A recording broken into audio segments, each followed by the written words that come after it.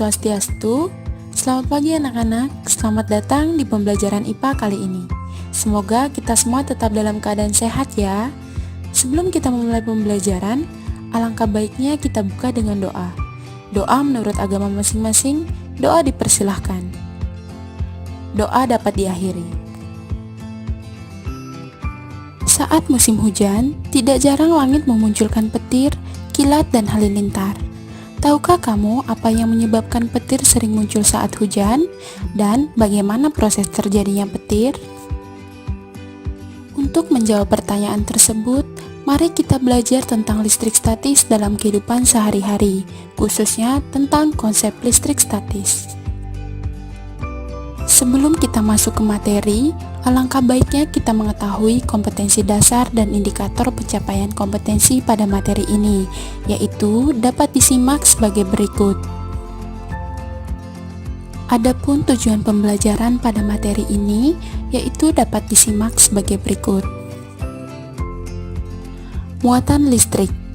Atom tersusun atas partikel subatom, yaitu proton, neutron, dan elektron. Neutron dan proton membentuk inti atom, sedangkan elektron bergerak di sekitar inti atom.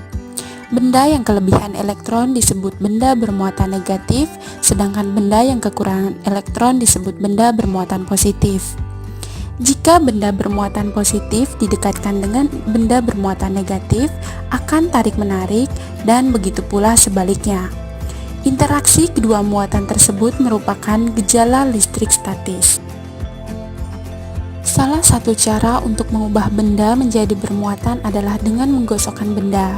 Sisir atau penggaris plastik yang digosokkan pada rambut kering atau wol akan bermuatan negatif karena sisir atau penggaris plastik mengalami kelebihan elektron. Sementara itu, kaca yang digosokkan pada rambut kering akan bermuatan positif karena kaca mengalami kekurangan elektron, atau elektron berpindah dari kaca ke rambut yang kering. Cara memberikan muatan listrik pada benda. Pada umumnya, jumlah elektron dan proton pada atom sebuah benda adalah sama, sehingga atom-atom pada benda tersebut tidak bermuatan atau netral. Ada 3 cara untuk membuat benda netral menjadi bermuatan listrik, yaitu menggosok, induksi listrik, dan konduktor arus listrik. Salah satu cara untuk mengetahui muatan listrik pada benda adalah dengan menggunakan elektroskop. Elektroskop memiliki 3 bagian utama, yaitu kepala elektroskop, daun elektroskop yang terbuat dari lempeng emas atau aluminium, dan logam penghantar atau konduktor yang menghubungkan kepala elektroskop dengan daun elektroskop. Daun elektroskop akan membuka apabila kepala elektroskop didekatkan dengan benda yang bermuatan listrik. Yang selanjutnya, hukum Coulomb. Charles Augustin Coulomb merupakan seorang ilmuwan Perancis yang menyelidiki hubungan gaya tolak-menolak atau gaya tarik-menarik dua benda bermuatan listrik terhadap besar muatan listrik dan jaraknya menggunakan alat neraca puntir pada gambar berikut ini. Berdasarkan percobaan dengan menggunakan neraca puntir, Coulomb menyimpulkan interaksi dua benda yang bermuatan, yaitu yang pertama, semakin besar jarak kedua benda yang bermuatan, maka semakin kecil gaya listrik antara benda tersebut dan sebaliknya. Yang kedua, semakin besar muatan kedua benda, maka semakin besar gaya listrik antara benda tersebut. Secara matematis, rumusan gaya Coulomb dapat dituliskan sebagai berikut. Fc atau gaya Coulomb sama dengan konstanta dikalikan dengan besar muatan listrik benda pertama dikali besar muatan listrik benda kedua dibagi dengan kuadrat jarak antara dua muatan. Yang selanjutnya adalah medan listrik. Medan listrik merupakan daerah di sekitar muatan yang dapat menimbulkan gaya listrik terhadap muatan lain. Medan listrik dapat digambarkan oleh serangkaian garis gaya listrik yang arahnya keluar atau ke dalam muatan. Arah garis gaya listrik ke dalam digunakan untuk menunjukkan muatan negatif, dan arah garis medan listrik keluar digunakan untuk menunjukkan muatan positif. Kuat medan listrik didefinisikan sebagai besarnya gaya listrik yang bekerja pada satu satuan muatan uji.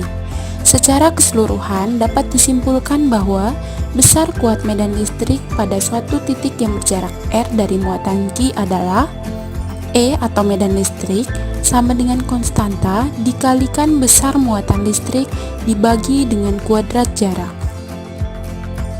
Beda potensial energi listrik. Orang yang pertama kali menyatakan bahwa petir terjadi akibat adanya gejala listrik statis adalah Benjamin Franklin. Menurutnya, petir adalah kilatan cahaya yang muncul akibat perpindahan elektron antara awan dan awan atau antara awan dan bumi. Petir dapat terjadi karena adanya beda potensial yang sangat besar antara dua awan yang berbeda atau antara awan dan bumi. Akibatnya, akan terjadi lompatan muatan listrik atau perpindahan elektron secara besar-besaran dari awan ke awan atau dari awan ke bumi. Besarnya beda potensial listrik dapat dihitung dengan membandingkan besar energi listrik yang diperlukan dengan jumlah muatan listrik yang dapat dipindahkan, yaitu delta V sama dengan W per Q, atau beda potensial listrik sama dengan energi listrik dibagi muatan listrik. Berdasarkan materi yang sudah dijelaskan, maka dapat disimpulkan bahwa gejala listrik statis adalah suatu fenomena kelistrikan yang sering terjadi di mana partikel bermuatan berpindah dari satu tempat ke tempat lainnya. Proton adalah partikel penyusun yang bermuatan positif dan terletak di inti atom. Elektron adalah partikel penyusun atom yang bermuatan negatif yang mengelilingi inti atom. Neutron adalah partikel penyusun atom yang bermuatan netral yang terletak di inti atom.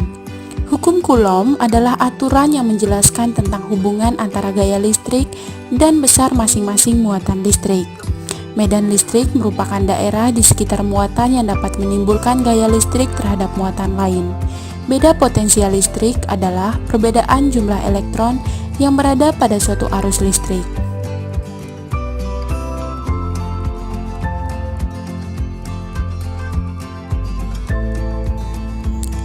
Sekian penjelasan dari Ibu. Untuk anak-anak, semangat dan selamat belajar. Sampai jumpa di pertemuan selanjutnya.